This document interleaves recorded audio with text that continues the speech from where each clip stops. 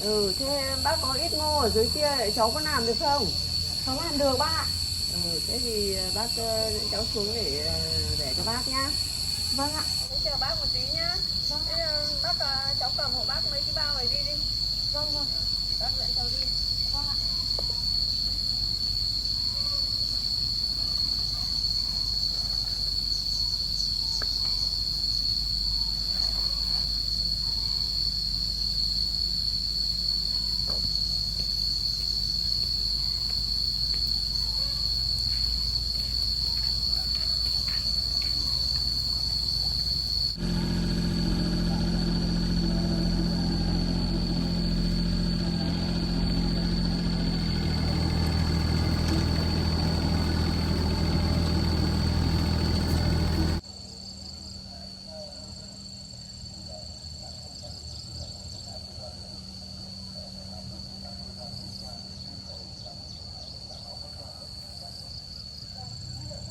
Đưa cháu bẻ xong rồi cháu mang đến đây nhá.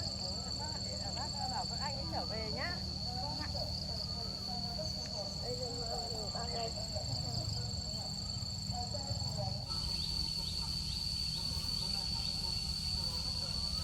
Đây chỗ này lúc nọ bác bẻ được rồi, còn chỗ này bác không bẻ được thì hôm nay cháu bẻ cho bác nhá. Vâng ạ. Ừ, thế bác cháu bẻ đi xong rồi là tí bác xuống bác trả tiền cho cháu nhá. Dạ vâng. Cháu bẻ được ạ. Thế cháu cứ ở đây bẻ cho bác nhá. Dạ vâng ạ. Rồi tí bác xuống, bác đi về nhá. Dạ vâng ạ, bác cứ về cháu bẻ cho.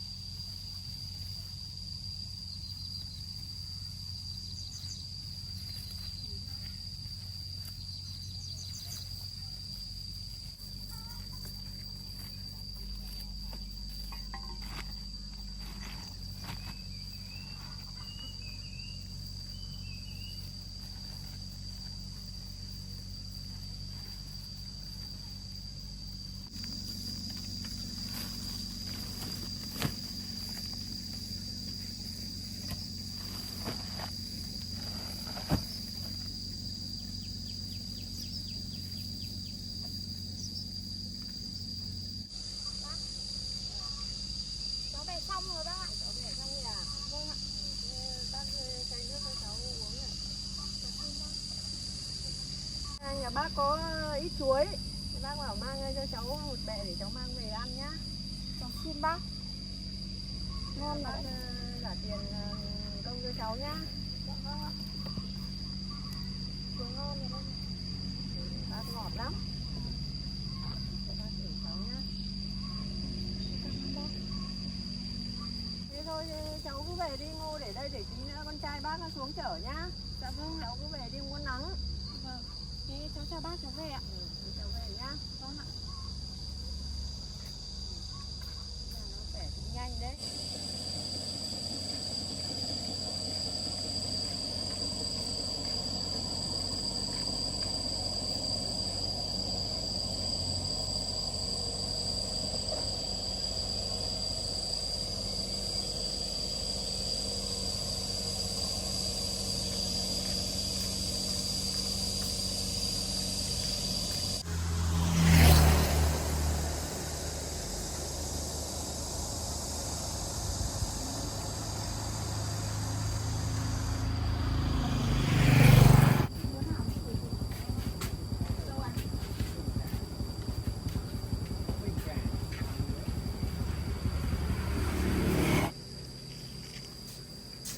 Anh cho em một cân cá vàng ạ.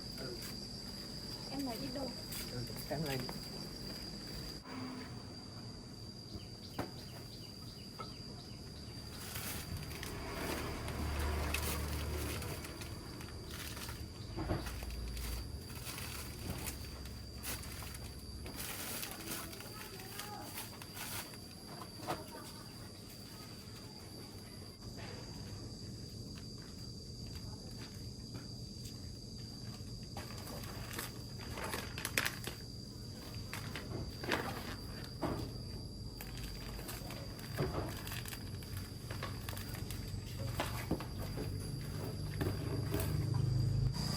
Tám của em đây ạ?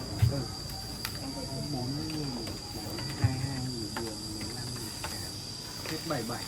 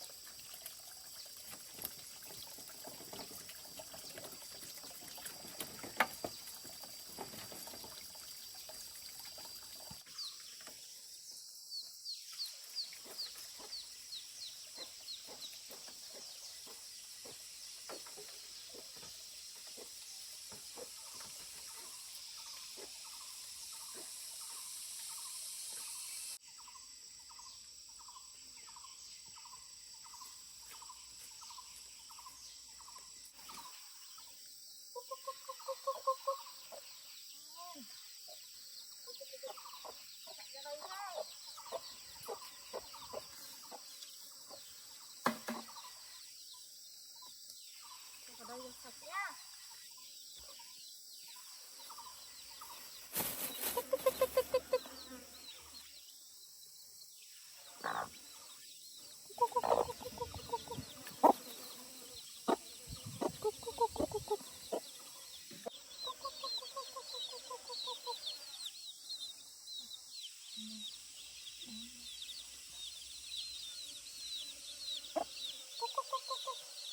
Đây, vào đây mà ăn này.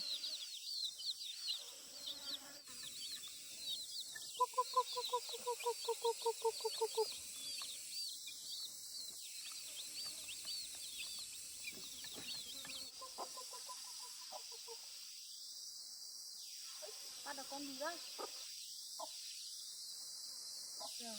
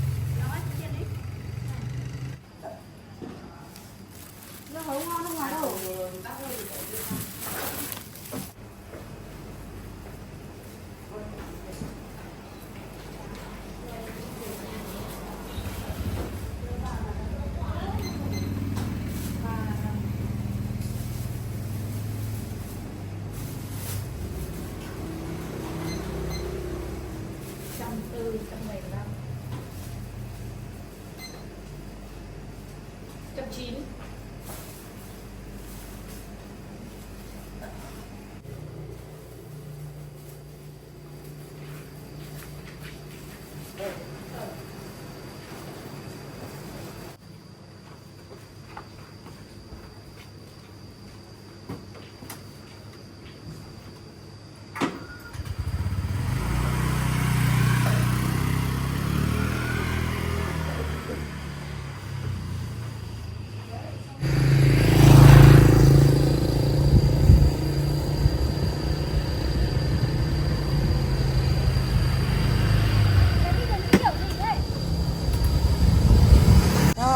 Thái độ của bác giờ này khác ấy. Bác còn mời cả tử tiết ăn cơm ấy. Thì bác thấy con bé nó cũng hiền lành mà, chịu khó. Con bé nó cũng chẳng có tội tình gì cả. Thái độ của bác như thế là không được luôn nhá. Bác mà nói gì với con trai bác là cháu báo công an đấy.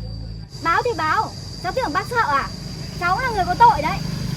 Bác mà làm theo sự sắp xếp của cháu ấy, cháu không để cho bác yên đâu. Bác nhớ đấy.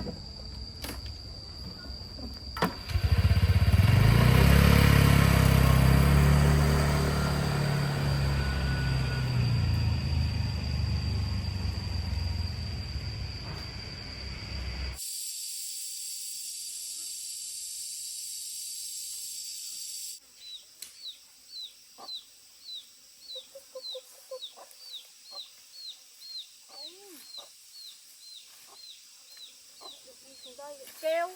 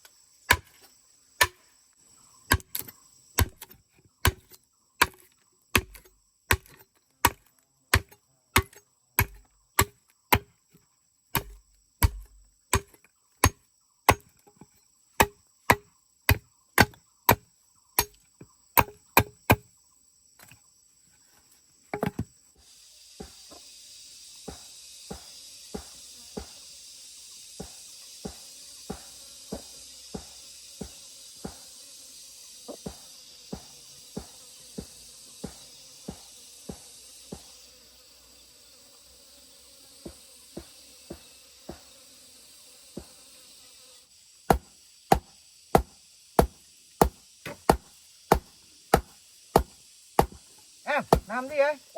Rất có mình. Anh vào đây có việc gì ạ? Anh mua cho em ít trái cây mà cho em ăn cho nó mát. Anh mang về đi, tôi không lấy đâu. Anh đi về đi. Em cầm. Tôi không lấy đâu, anh về đi. Anh về cho tôi còn làm việc.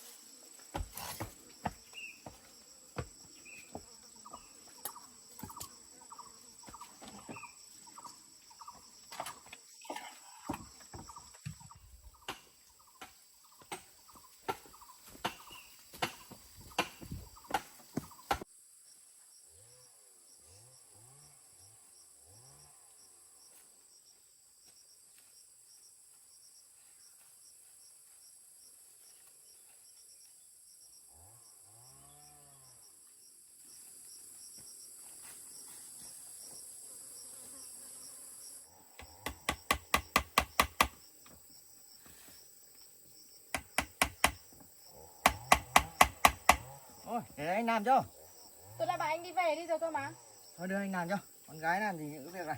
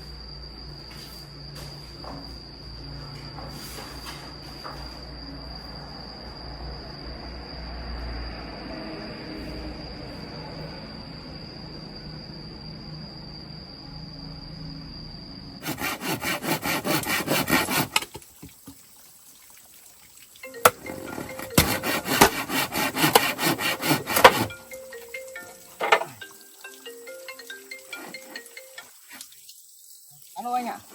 Em đã đi công trường chưa? Em đến rồi thì giúp anh em làm nhanh cho anh nhá. Cái đấy đang cần lắm đấy. Hôm nay em ốm quá em xin nghỉ một hôm anh ạ.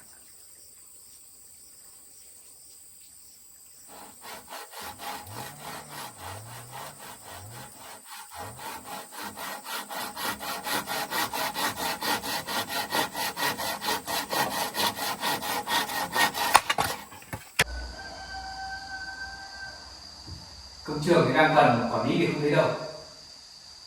Mình phải đi kiểm tra mới được.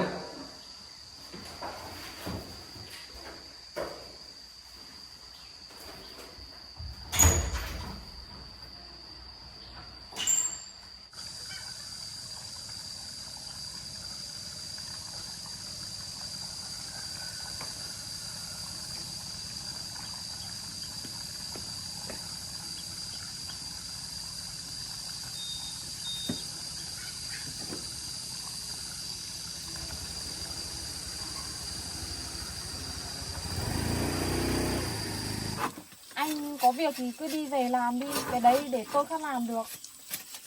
Việc của anh em không phải quan tâm đâu. Kệ.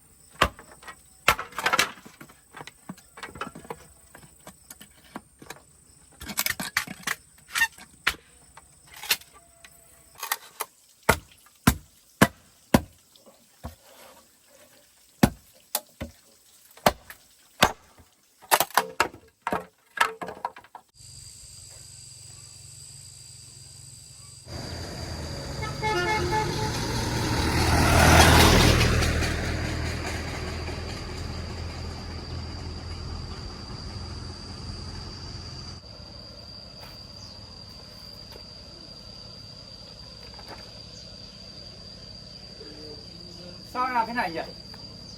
Sai hết rồi còn đâu. Mọi thứ thì bừa bộn như thế này.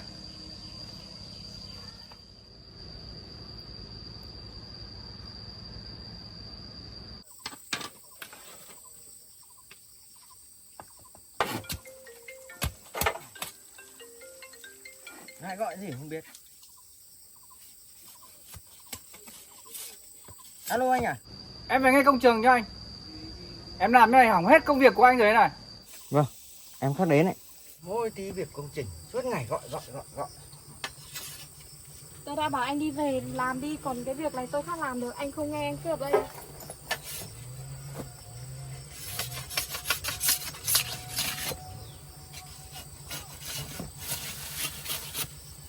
Em cầm chút hoa quả ăn ở đây ăn. Anh mang về đi, tôi không lấy đâu. Cầm đấy. Tôi không lấy đâu, tôi đã bảo anh mang về đi.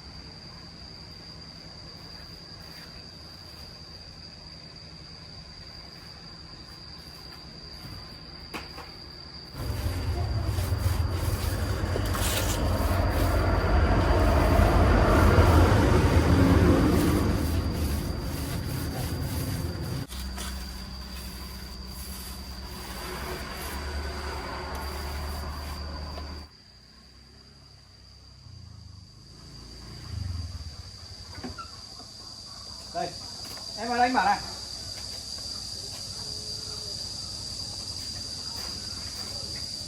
Em vào đây, em nhìn xem nào. Công trình thì sếp bàn giao cho chủ rồi mà em làm sai hết cái này của anh rồi đấy này. Anh thấy á, dạo này em không có nhìn để ý vào công việc gì đâu đấy nhá. Đây, em đi đây bảo này. Đấy, bây giờ những cái chỗ này thì em phải cho người dọn dẹp hết sạch sẽ cho anh ấy. Để làm như này làm sao mà được. Vâng, em sẽ cho người dọn ngay. Em mà làm ăn chả có tinh thần trách nhiệm gì cả. Em cho người dọn dẹp thì cho anh với nhá. Anh ấy đi công trường khác kiểm tra đây. Vâng.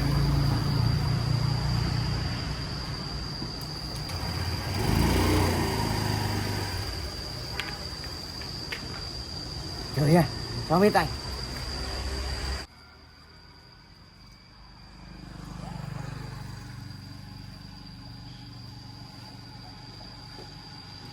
Không ở nhà, mình xuống bán máy nó đi.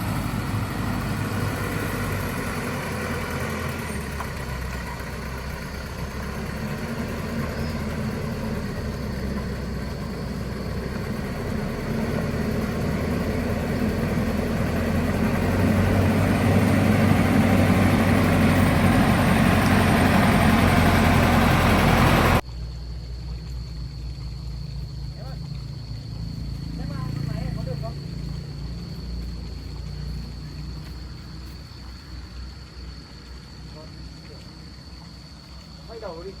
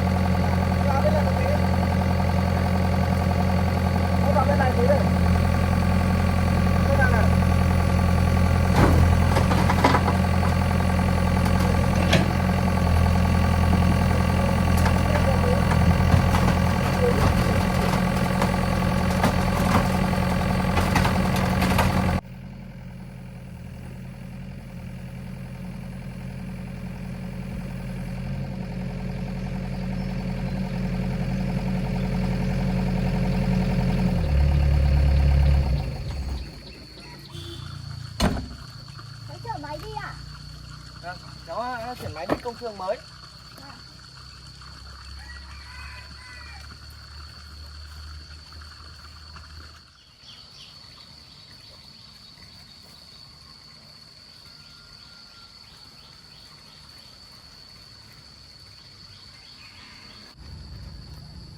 Không phải kiểm đâu.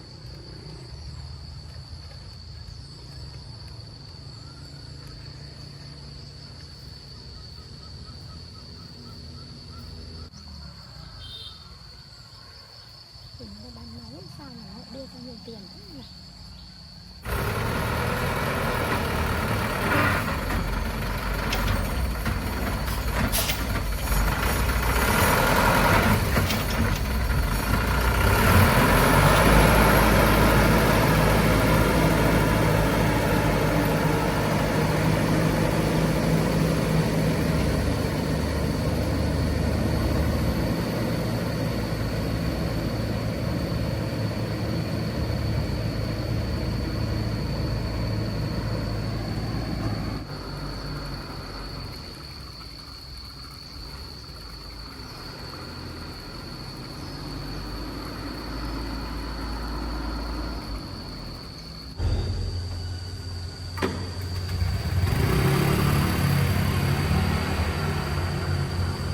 Này bán máy rồi, mình phải điện cho nó sáng xem như nào.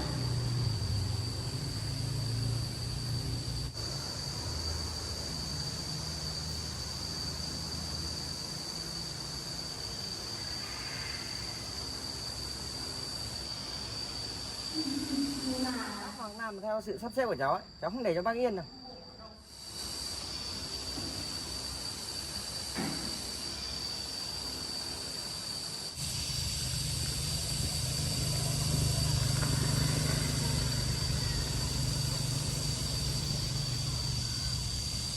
Ai đấy, anh đi đâu rồi nhỉ? Đi ơi! Đi ơi! Thế cái máy của con ở đây thì ai chuyển đi đâu rồi hả mẹ? Thế mẹ thấy bảo cân nãy thấy có mấy người ở công trường mà chuyển đi công trường rồi. Thế mẹ có biết ai chở đi đâu mẹ? Mẹ không biết đâu. Mẹ chỉ thấy bảo người ở công trường thôi. Vâng, thế để con gọi cho quản lý xem nào. Con thử gọi xem nào. Không biết ai chở cái máy của con đi. Không biết đâu. Con thử gọi điện xem là ai chở đi.